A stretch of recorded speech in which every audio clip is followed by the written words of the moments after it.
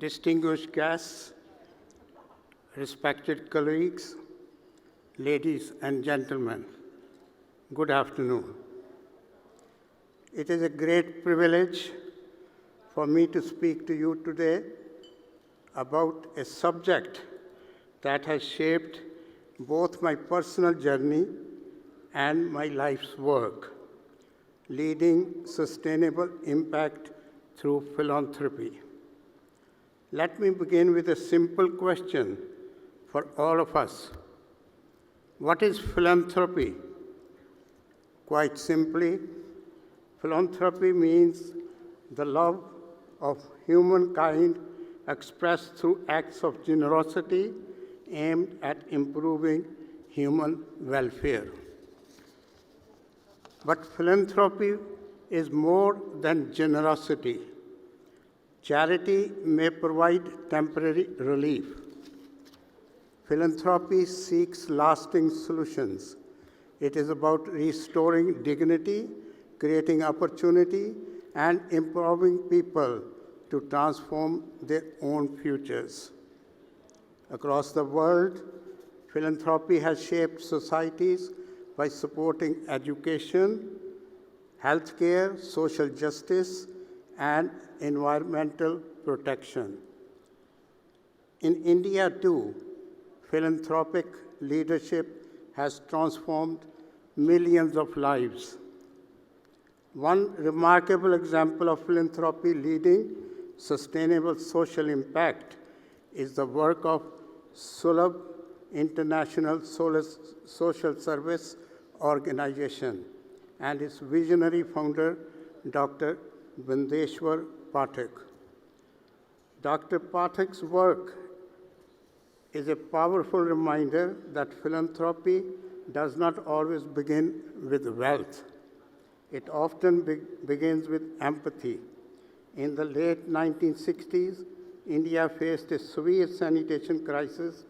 Millions of people lacked access to safe toilets and the practice of manual scavenging, where individuals, often from marginalized communities, were forced to clean human waste by hand.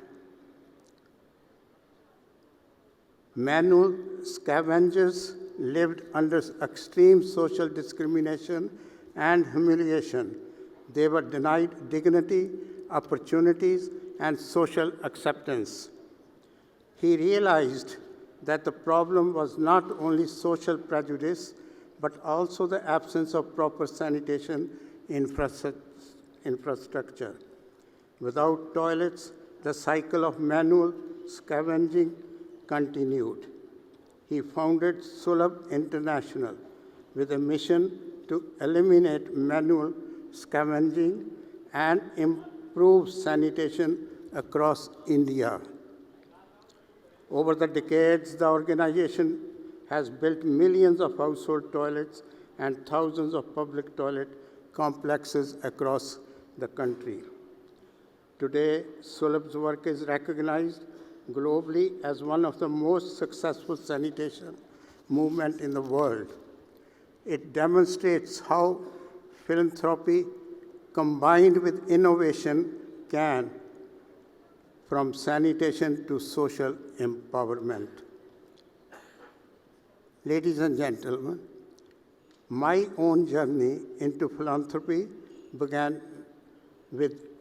did not begin with an organization or a strategy.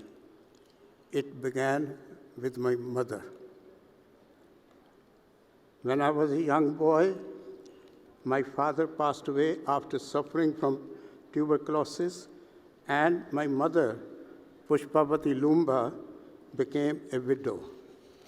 At that time, widowhood in many parts of society carried not only grief, but also social restrictions. Soon after my father passed away, my grandmother, who herself was a widow, told my mother that she must remove her bindi, take off the jewelry, and change into plain white clothes. My mother had been a vibrant woman She loved colors. She wore jewelry like most married women in India. But within hours, everything changed. The colors disappeared. The jewelry was removed.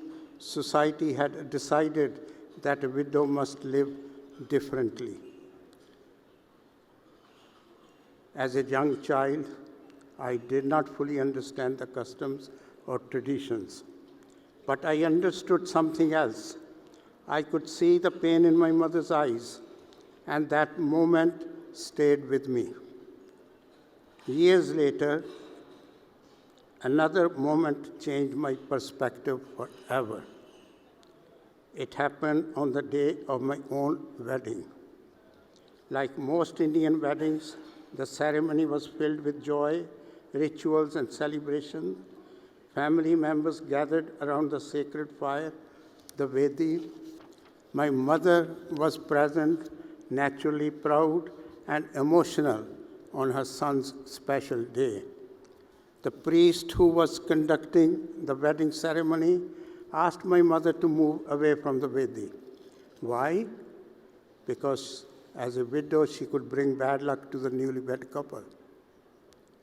Imagine the moment. A mother who gave me a birth, educated me, and always wished me well, how she could bring me bad luck? A mother attending her son's wedding with pride, and she was asked to step aside. At that moment, I realized something very clearly. Widowhood was not just a personal tragedy, it was a social injustice. No woman should lose her dignity simply because she has lost her husband. As I grew older and traveled around the world, I discovered something deeply troubling.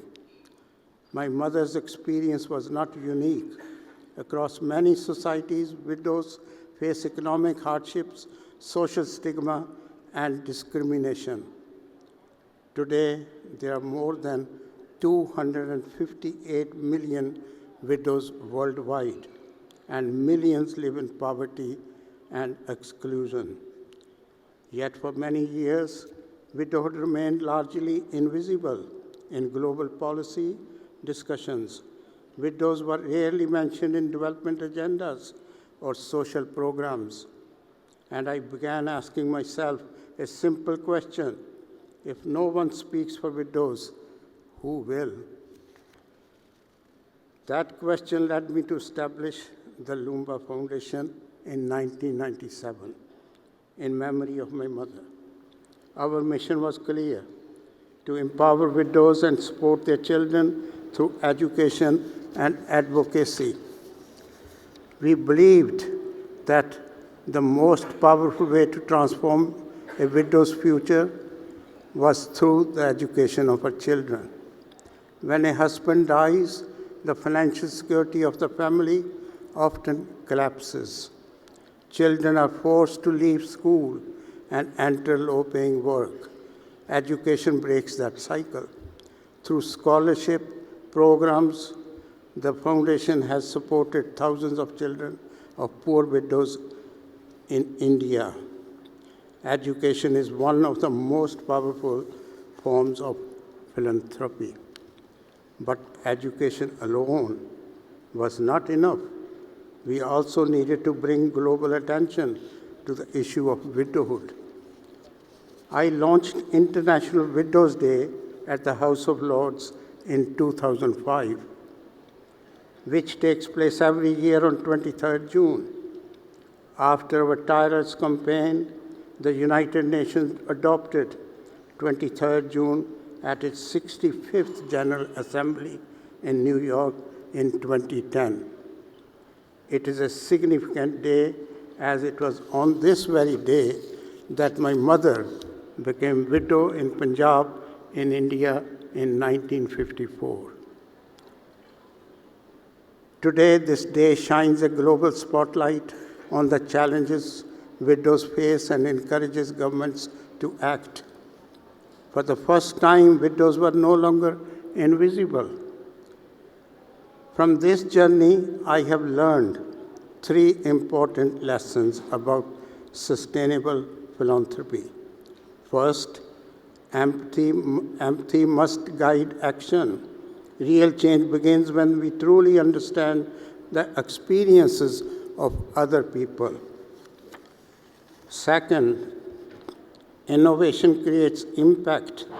Solutions must be practical and scalable and sustainable. Third, the commitment over time. Transformation does change decades of dedication. Ladies and gentlemen, let me ask you a question.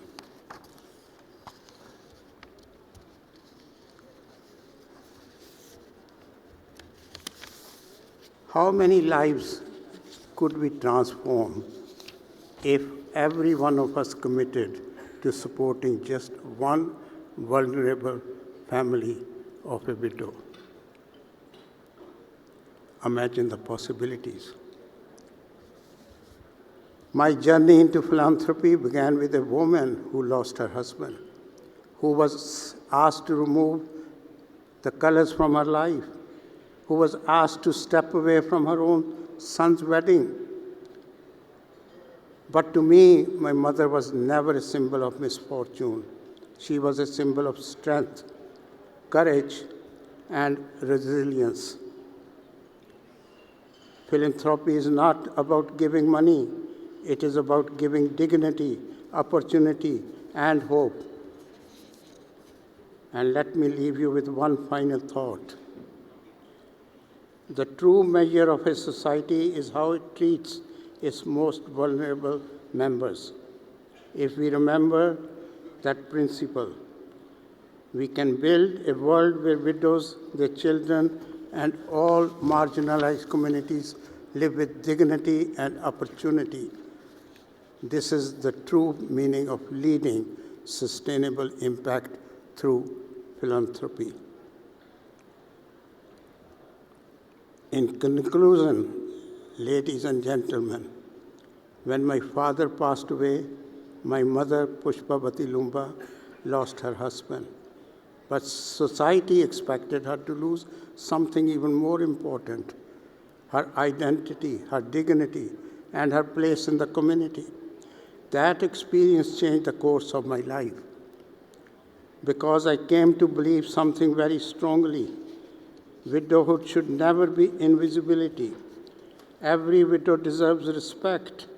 Every widow deserves opportunity. And every child of a widow deserves future. Through the work of the Loomba Foundation, we have taken steps to that vision. But the journey is far from complete. So I leave you with this thought. If compassion becomes action, and action becomes commitment, philanthropy can change the destiny of millions.